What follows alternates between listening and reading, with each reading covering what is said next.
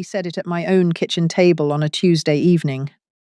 He used the voice a 42-year-old man uses when he has been rehearsing in his head for weeks and has finally decided that the conversation he has been planning to have with his mother-in-law is, in fact, the conversation she has been waiting to be told to have.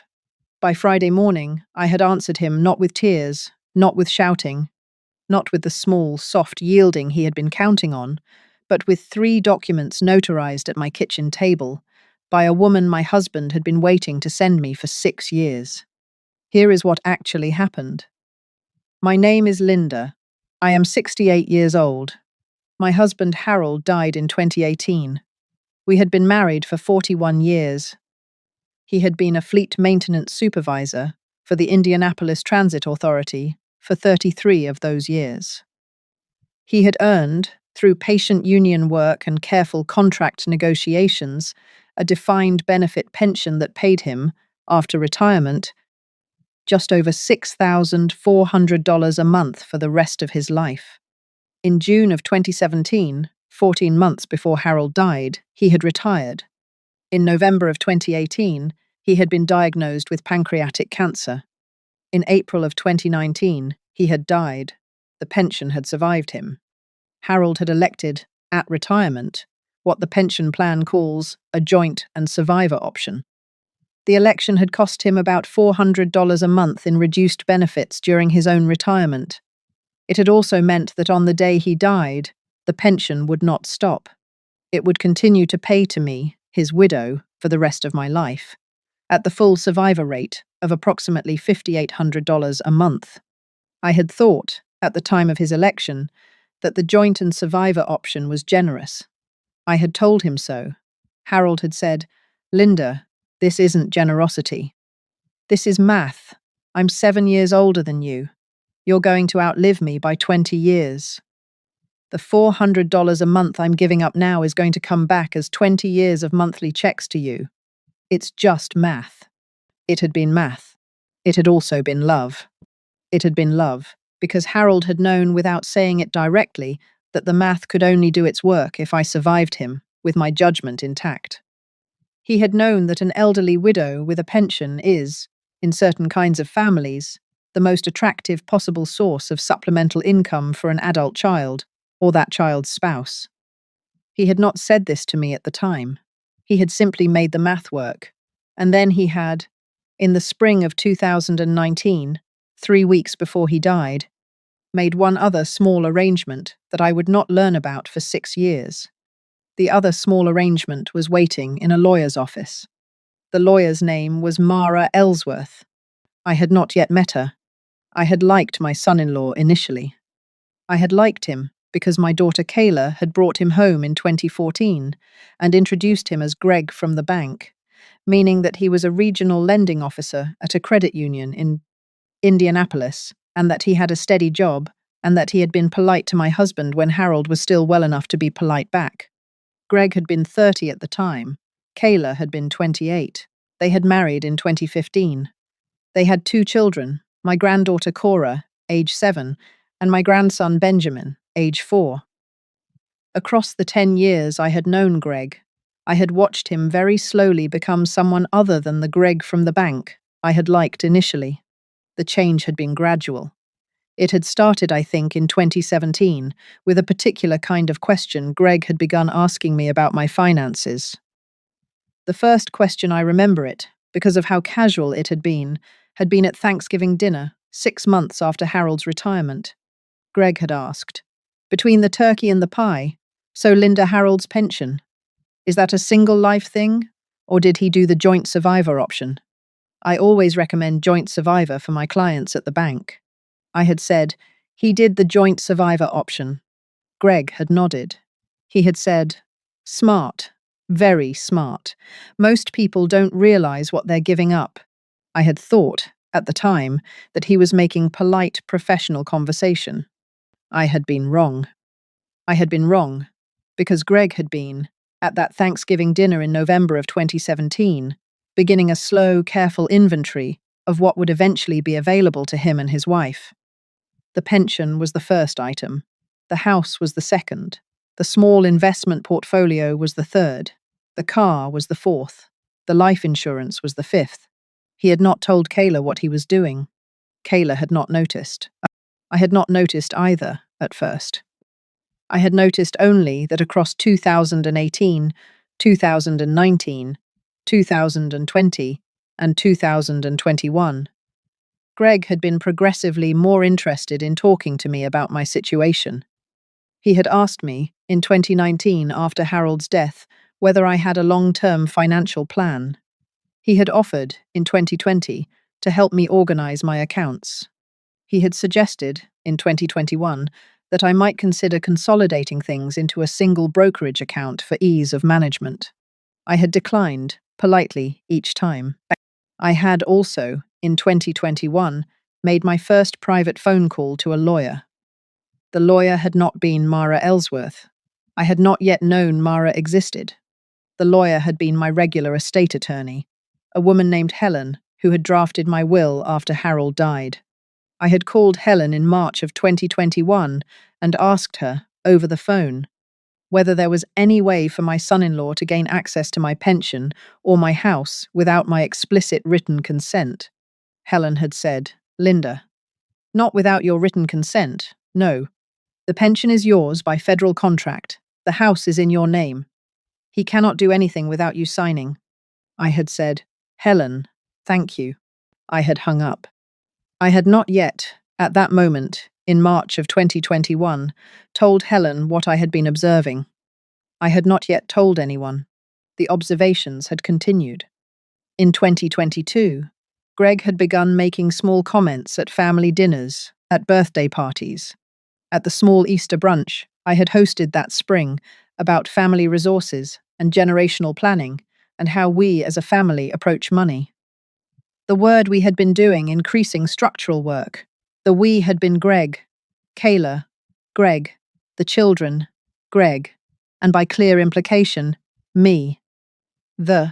We had not been Greg and his own parents, who lived in Florida and whom Greg saw twice a year for 48-hour visits. We had been the family Greg had married into. I had laughed at the time, at the small, soft phrases. I had laughed because the alternative, calling my son-in-law what the evidence was beginning to suggest he was, felt larger than I was yet willing to call him. By the autumn of 2024, the laughing had stopped working. The conversation I am about to describe, the conversation that ended 7 years of laughing, was on a Tuesday evening in early October of 2024. It was at my own kitchen table. Greg had come over alone, without Kayla, on the pretense of dropping off a homemade pie his mother had sent up from Florida. He had not been planning to leave the pie and go. He had been planning to deliver with the pie, a sentence he had been rehearsing for several weeks. The pie had been pecan. It had arrived, in a plastic Tupperware container, with a small handwritten label in Greg's mother's handwriting that read, "For Linda from Nancy in Tallahassee."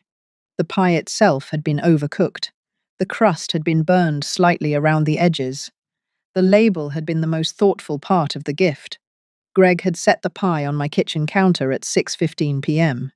He had said, "Linda, Mom wanted me to bring this up. She says hi. She wishes she could see you more often." I had said, "That's very kind. Thank her for me." He had said, "Linda, listen, Kayla and I have been talking. I wanted to come over without her tonight because, well, this is a conversation that I thought might be easier between you and me, without her being in the middle. Do you have a few minutes?" I had noticed, in that opening, 3 specific things. I had noticed that the conversation had been planned in advance. Kayla and I have been talking, and that the conversation had been carefully separated from Kayla's actual presence. I had noticed that Greg had pre-framed the conversation as a kindness to Kayla, easier between you and me, without her being in the middle, when in fact it was probably a kindness to himself, since Kayla would likely have been embarrassed by what he was about to say.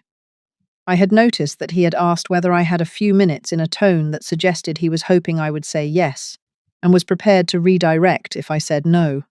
I had said, "Of course, Greg, sit down. Let me put on the kettle." We had sat at the kitchen table. I had poured tea.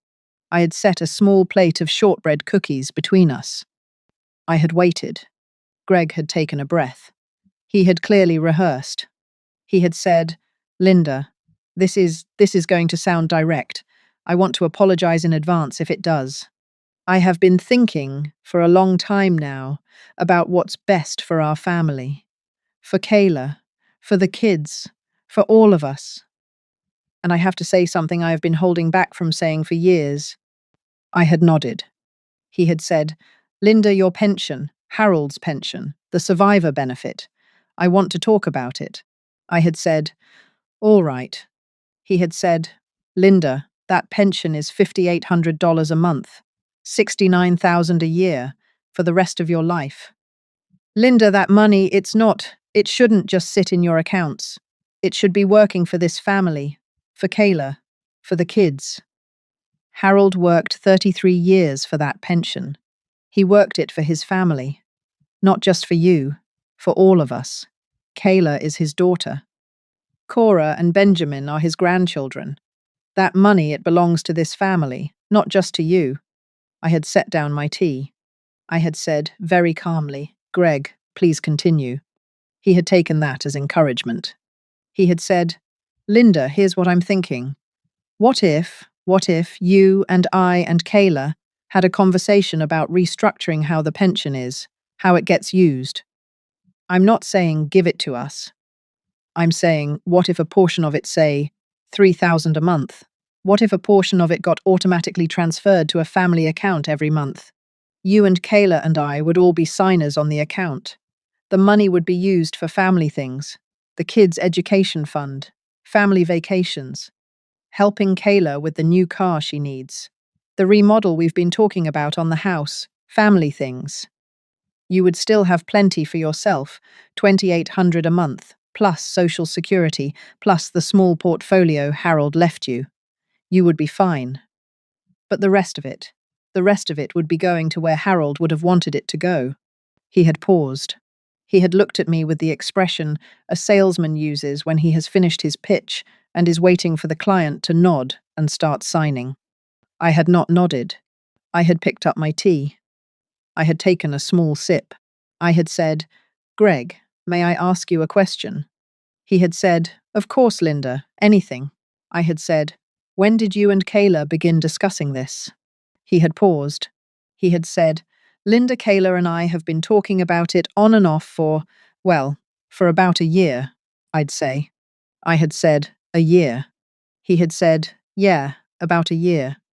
I had said, Greg, when did you, personally, first begin thinking about my pension as a source of family income? A longer pause. He had said, Linda, I think probably around 2020 or 2021. I started thinking about how family resources should. I had said, Greg, you first asked me about the pension at Thanksgiving dinner in November of 2017. You asked whether Harold had elected the joint and survivor option. You told me you always recommended joint survivor to your clients at the bank. I have remembered that conversation for 7 years, Greg, because it was the first time I noticed that you were thinking about money that was not yours. You did not realize I noticed. You have continued, for 7 years, to think about money that is not yours. Tonight you have come to my kitchen with your mother's pie and asked me to formalize the arrangement. Greg had gone very still. I had said, Greg, I want to make sure I understand what you are proposing. You are proposing that I, beginning approximately when, transfer $3,000 a month from my pension into an account on which you and Kayla and I are all signers, with the intended use being family expenses such as your daughter Cora's eventual college tuition, your son Benjamin's eventual college tuition, family vacations, Kayla's car, and a remodel of your house. Is that what you are proposing? He had said, Linda, yes, but Linda, I want to be clear. This is not me trying to take anything from you. I had said, Greg, I have not finished. I want to make sure I understand. The total amount being transferred annually under your proposal would be $36,000 a year. Over 20 years, which is approximately my actuarial life expectancy, at 68, that would total $720,000. The remaining portion of the pension would total approximately $670,000 over the same period. By the time of my death, your proposed arrangement would have transferred 52% of my survivor benefit into the family account. You and Kayla and I are jointly signers on. Is that correct? Greg had not answered. I had said, Greg, is that correct? He had said, very quietly, Linda, I had not done that math, specifically, but the numbers sound about right. I had said, Greg, there is one more thing I want to ask you. The joint account you are proposing, is it a checking account or a savings account? He had said, checking. So we can use the money fluidly. I had said, and the signers, all three of us, would have equal withdrawal rights. He had said, Linda, yes, that's how joint accounts work. I had said, Greg, and in the event that I were to suffer a medical event, a stroke, dementia, anything that compromised my decision-making capacity, would the joint account require my signature to continue being administered, or would you and Kayla be able to administer it on your own? A very long silence. Greg had said, Linda, that's not why we... I had said, Greg, the question is procedural. Would you and Kayla be able to administer the account on your own in the event of my incapacity? He had said, very quietly, yes, Linda, yes. With a joint account, the surviving signers or any signer can administer the account if another signer becomes incapacitated. I had said, Greg, thank you for answering honestly. I had taken another sip of tea. I had said, Greg, now I am going to tell you something. I want you to listen carefully. Are you listening? He had nodded. I had said, Greg, the pension is not the family's. The pension is mine. It was earned by Harold over 33 years of work. He elected the joint and survivor option at retirement, specifically so that I, his wife, would be financially secure for the rest of my life. He gave up $400 a month in his own retirement benefits to make that election. The election cost him approximately $24,000 over the 14 months he lived in retirement before his death. He paid that $24,000 as a deliberate gift to me. He paid it because he wanted me, not the family, not his daughter, not his son-in-law, not his grandchildren, me, his wife of 41 years, to be the beneficiary. Greg had said, Linda, I understand that, but... I had said, Greg, I have not finished. The pension is mine. I will determine, in my own time and in my own way, what to do with it. If I choose, at some point in the future, to gift money to my daughter or my grandchildren, I will do so on my own terms, through my own will and my own decisions. I will not enter into a joint account that compromises my long-term financial independence, particularly an account on which my son-in-law is a co-signer. The proposal is not acceptable. The topic is closed. Greg had said, Linda, please don't make this into something it isn't. I am just trying to do what's best for the family. I am trying to make sure that money that Harold worked for goes to people he loved. Linda, please. I had said, Greg, I am going to say one final thing. Your sentence that pension belongs to this family was, by my count, the third time in 7 years that you have used the word belongs about money that does not, in fact, belong to anyone but me. The first time was in 2019, when you suggested that Harold's life insurance belonged to the household and that Kayla and I should jointly decide how to invest it. The second time was in 2022, when you suggested that the small inheritance my mother had left me earlier that year belonged to the grandchildren's college fund. Both times I deflected the conversation. Both times I told myself it was a small, soft phrase that did not mean what it sounded like. Tonight in my own kitchen, you have said the sentence a third time. The third time, Greg, is the time a woman of 68 finally understands that the small, soft phrases were never small or soft. They were the language of an arrangement you have been building for 7 years. He had not said anything. I had said, Greg, please take your mother's pie and go home. Tell Kayla I will call her in the morning. He had stood up. His hands were shaking slightly.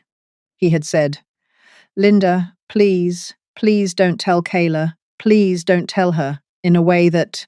I had said, Greg, I will tell Kayla in whatever way I choose. Please leave my house now. He had picked up the pie. He had walked to the door. At the door, he had turned around. He had said, Linda, I am sorry if I made you feel uncomfortable. I just wanted what was best for everyone. I had said, Greg, goodbye. He had left. I had locked the door behind him. I had walked back to the kitchen table. I had sat down. I had drunk my tea. It was 6:53 p.m. on a Tuesday in October. I had picked up the phone. I had called Helen. I want to pause here and ask you something honestly. If your son-in-law had come to your kitchen with his mother's pie and proposed that you transfer 52% of your widow's pension into a joint account with him as a co-signer, and had used the phrase, that pension belongs to this family, in a tone that suggested he believed it, what would you have done in the next 10 minutes?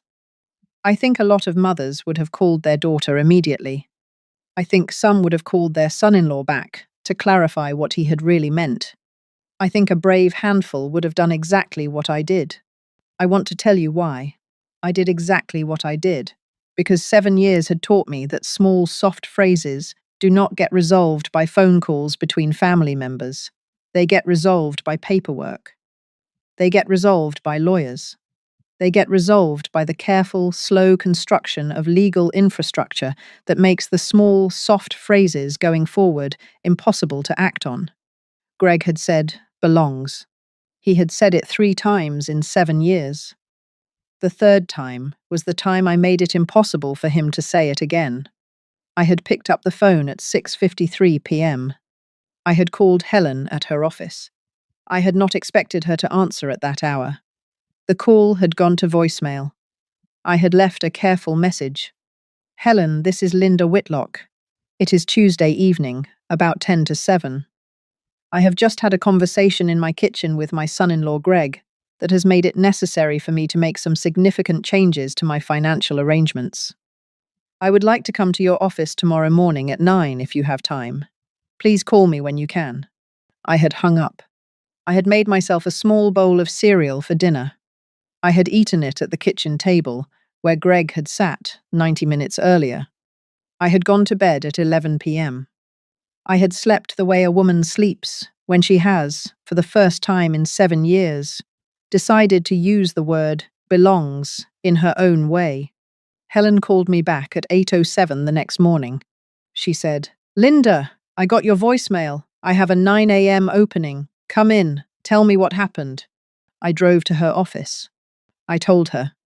I told her the whole story from Thanksgiving 2017 to the kitchen table the previous evening, the pension question, the joint and survivor election, the 7 years of small, soft phrases, the pie, the proposed $3,000 a month, the joint account, the 52% calculation, the procedural question about my incapacity.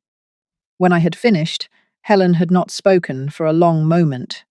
Then she had said, very quietly, Linda, Harold left you something with us 6 years ago. He left it with my colleague Mara Ellsworth, who specializes in elder financial protection. He gave Mara very specific instructions about when to be contacted. The trigger was, and I am quoting from her file, when Linda's son-in-law proposes a financial restructuring that involves shared access to her pension or her accounts. That is the literal phrasing in Harold's instruction. He wrote it 3 weeks before he died. Mara has been waiting 6 years. I had said, Helen, Harold thought of this. She had said, Harold thought of this, Linda. He thought of the specific phrasing. He thought of the specific person. He thought of the specific trigger. I will call Mara now. She will meet us at your kitchen table tomorrow morning at 9. I had said, Helen, tomorrow morning is fine. She had said, Linda, before tomorrow morning, I want you to do one thing. I want you to write down by hand, on paper, the exact phrase Greg used last night. 3 times if you remember 3, 2 times if you only remember 2. The exact words. We will need them tomorrow. I had said, Helen. The phrase was, that pension belongs to this family. He said it once last night.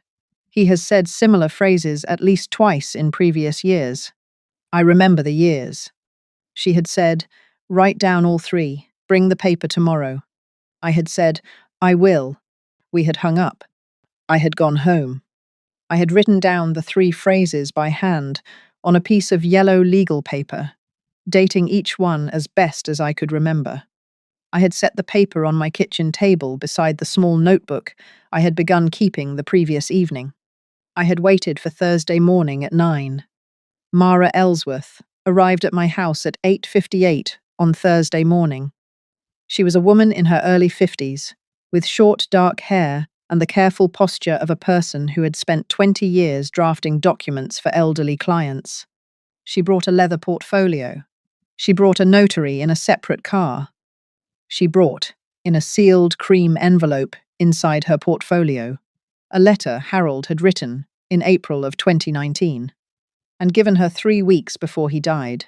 She handed me the letter first. I broke the seal. I read, Linda, if you are reading this, our son-in-law has finally said something to you about my pension or about your finances that he has been working up to saying for several years. I am sorry I am not there. I am writing this in April of 2019. I am very sick. I have asked Mara to be ready for this moment because I have been watching Greg, for 2 years now, ask questions about our money that he has no business asking. He asked me, in February of 2019, while I was in the hospital, what kind of survivor benefit I had elected. He asked me in a way that he thought was casual. It was not casual. He has been working on you slowly, Linda, in ways you may not yet have noticed. I am writing this letter so that the day he stops being slow, you will not have to think about what to do. Linda, the pension is yours. I elected the joint and survivor option because I love you. I gave up $400 a month for 14 months. Total cost of about $2,400 during my own retirement. Since I died, before I expected to, so that you would have $5,800 a month for the rest of your life. That money was for you, not for our daughter, not for our son-in-law, not for the grandchildren in any direct way. For you. The documents Mara has are these. First, a revocation of any informal financial authority Greg may have inferred from social interactions. This is a written declaration, notarized by you, that no one in our family other than you has any authority over your money. This document is for you to have on file. It is not for distribution. Second, an irrevocable trust covering the house and the small portfolio. The trust beneficiaries are Cora and Benjamin, our grandchildren, equal shares, accessible at age 25 each. The trust skips Kayla and Greg entirely. You retain lifetime occupancy of the house and lifetime income from the portfolio. Third, a written notice to the pension administrator, declaring that under no circumstance is any portion of your monthly benefit to be redirected, garnished, assigned, or jointly held with any other person, including a spouse, child, or son-in-law. This notice is filed with the pension board. It cannot be reversed without you appearing in person at the administrator's office, with 2 forms of identification and a sworn statement signed in front of a notary that you are revoking the notice, under no duress. Linda, about the phrase, belongs. I want to mention it specifically because I know Greg uses it. He used it at our house in 2017 when he was talking about life insurance. He used it again in 2018 when he was talking about a small bonus you had received from the school district. He has a habit of using the word belongs about money that does not, in fact, belong to him. When he says the word about your pension, you will know that the day has come. The documents are ready. I love you. The pension is yours. The trust is the grandchildren's. The notice is your protection. Mara has been waiting. Harold. I had read the letter twice. I had not cried. I had set it down on the kitchen table. I had looked at Mara. I had said, Mara. He used the phrase Tuesday evening. He used it twice before, in 2019 and 2022. I wrote them down. I had handed her the yellow legal paper. Mara had read it. She had said, Linda. The phrase is documented. We can begin. We had worked at my kitchen table for 3 hours. I had signed the revocation of informal authority. I had signed the irrevocable trust covering the house and the portfolio. I had signed the written notice to the pension administrator. The notary had stamped each document. By noon on Thursday, the house and the portfolio were in trust for Cora and Benjamin. The pension administrator's office in Indianapolis had received, by certified mail, the written notice declaring that no portion of my monthly benefit could be redirected or jointly held with any other person. My informal financial authority had been revoked in writing, with the document on file in Helen's office, in case I ever needed to produce it. Greg had not yet, on Thursday at noon, been told. I had decided I would tell Kayla first. I would tell her on Friday morning. I would tell her without Greg in the room. I called Kayla on Friday morning at 10. I asked her to come over for coffee. Alone, without Greg, without the children. She arrived at 10:45. She sat at my kitchen table. I poured her coffee. I said, Sweetheart, I want to tell you what happened on Tuesday night and what I did about it on Thursday. I want you to listen without interrupting. We will talk after I have finished. She had nodded. I told her.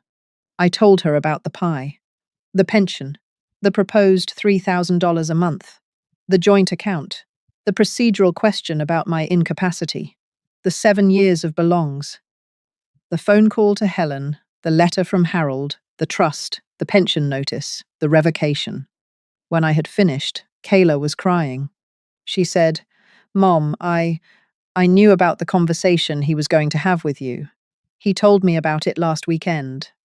I told him not to. I told him it would upset you. I told him, Mom, I should have called you. I should have warned you. I was hoping he would change his mind. I was hoping he would not do it. I am so sorry, Mom. I had said, Sweetheart, why did you not call me? She had said, Mom, because part of me, Mom. I don't know how to say this. Part of me thought maybe he was right. Part of me thought, Dad's pension, Mom, $69,000 a year, and the grandkids and the house. Part of me thought maybe Greg was right that some of it should be for the family. Not all of it, but some of it. And I let him do the talking because I was too embarrassed to say it myself. Mom, I am so sorry. I am so sorry. I had set down my cup. I had said, Kayla, thank you for telling me the truth. She had cried. I had let her cry. After a while, I had said, Kayla, I am going to tell you the same thing I told Greg. The pension was your father's gift to me. He gave up $400 a month for the 14 months of his retirement before he died, about $2,400 total to secure my survivor benefit. He gave it to me, not to the family, to me. He did so because he loved me and because he wanted me to be independent for the rest of my life. Greg's proposal would have compromised that independence. Your hope that some of the pension could go to the family would also have compromised it, more slowly, over time. I have not chosen to make either compromise. The pension stays mine. She had nodded. I had said, Kayla, the house and the small portfolio your father left me, those are now in trust for Cora and Benjamin, equal shares. Accessible to each of them at age 25. You and Greg are not in the trust. Cora and Benjamin will inherit those assets directly from me, in trust, on the day I die. By the time they inherit, they will be old enough to understand what they have been given and why. She had said, Mom, the trust Cora is 7, Benjamin is 4. They will be 25 in 18 years, 21 years. Mom, I had said, Sweetheart, the trust is irrevocable. The grandchildren will inherit. You and Greg will not. That is not a punishment. That is a precaution. Your father wrote about it in 2019. He worried that Greg would, over time, persuade you that money your mother had belonged in some sense to your household. He was correct to worry. He prepared the trust so that the worry could not, in the long run, become a reality. Kayla had said, Mom, what about? What about me? Are you cutting me off? I had said, Kayla, I am not cutting you off. You will continue to be my daughter. I love you. The relationship between you and me is not over. The relationship between Greg and me for now is over. Greg will not be welcome in my house for 1 year. After 1 year, if you and he have continued to be married, and if he writes me a letter, a real letter, on paper, not an email explaining what he has learnt about himself in that year, I will read it. I will not necessarily respond, but I will read it. If the letter is honest, we will see whether the relationship can resume. She had said, Mom, what about the children? What about Christmas? What about... I had said, Sweetheart, the children are welcome at my house every other Saturday. Beginning in 2 weeks, I will drive to pick them up. I will return them. The arrangement is between me and the grandchildren. You may drive them, if you prefer, but Greg will not enter the house. Christmas this year will be at your house, not mine. I will not be attending. Christmas next year, we will see. She had said, Mom, please, please, tell me we can still. I had said, Kayla, we can. You and I will have lunch once a month, on the first Sunday, alone, here at my kitchen table, beginning the first Sunday of November. I will cook pot roast. We will eat. We will talk about your week. We will not, for 1 year, discuss money. After 1 year, we will see whether we have something to talk about that is not money. I suspect we will. She had nodded. She had said, Mom, I love you. I had said, I love you too, sweetheart. Thank you for being honest with me this morning. The honesty matters. We will build from here. She had hugged me at the door. She had left. I had sat at the kitchen table for a long time after she had gone. I had not cried. I had picked up the small notebook I had begun keeping on Tuesday evening, and I had written 1 line. That night, I sat in Harold's reading chair in the living room with the small notebook in my lap, and I wrote 1 line. My daughter's husband said the pension belongs to this family. So I answered with paperwork, not tears, and I learned, at 68, that the most generous thing my husband ever did for me was the 3 weeks in April of 2019, when he sat with a lawyer named Mara, who I had never met, and asked her to be the friend I would need when I finally decided to stop laughing. Sometimes dignity does not arrive with shouting. Sometimes it arrives in a piece of yellow legal paper on which a woman has written 3 sentences. A man has said to her over 7 years, each one beginning with the word, belongs. I closed the notebook. I poured myself a small glass of wine. I sat with it for a while. Greg called me on Friday at 3 p.m. I let it ring. He called me again at 3:45. I let it ring. He called me at 5. I let it ring. He called me at 6:30. This time, I picked up. I said, Greg. He said, Linda Kayla just told me, Linda, please, can we talk about this? I said, Greg, the conversation is over. The trust is signed. The notice has been filed with the pension administrator. The revocation has been notarized. None of it is reversible. I have nothing to say to you. Please direct any further communication through Helen Walsh or Mara Ellsworth. Their numbers are on the documents you will receive by certified mail next week. He said, Linda, please, I did not mean... I said, Greg, goodbye. I hung up. I did not pick up when he called back. He called back 4 more times that evening. I let it ring each time. At 9 p.m., I turned off the phone. I went to bed at 10:30. The certified mail arrived the following Wednesday. Greg signed for it. He read it. He did not call me again. He has not called me again in the 14 months since. He has not been to my house. He has not attempted to come to my house. He has not spoken to me at the small handful of family events. Kayla and I have both attended 3 of them so far, all carefully managed by Kayla to keep Greg and me at opposite ends of any room. The grandchildren come over every other Saturday. I drive to pick them up. We bake. We make small craft projects. We read together. Cora is now 8. Benjamin is now 5. They are my grandchildren. They will inherit my house and my small portfolio on the day I die. They do not yet know this. I will tell them, in sealed letters, when each of them turns 18.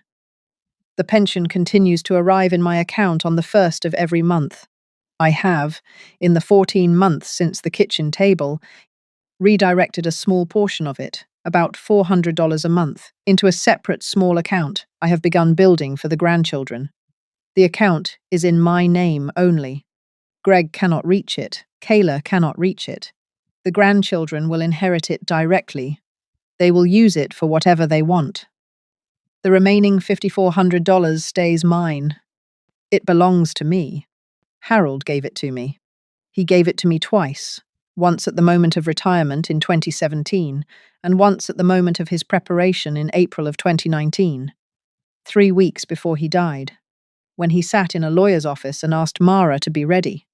The pension belongs to me. It does not, despite anything anyone has ever said in my kitchen, belong to anyone else. That night I sat in Harold's reading chair and I wrote one final line in the small notebook. Sometimes dignity does not arrive with shouting.